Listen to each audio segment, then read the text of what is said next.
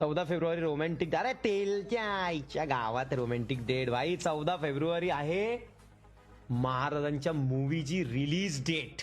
आणि ती डेट अशा लाखो 14 फेब्रुवारी पेक्षा महत्वाची आहे, हे लक्षात ठेवा.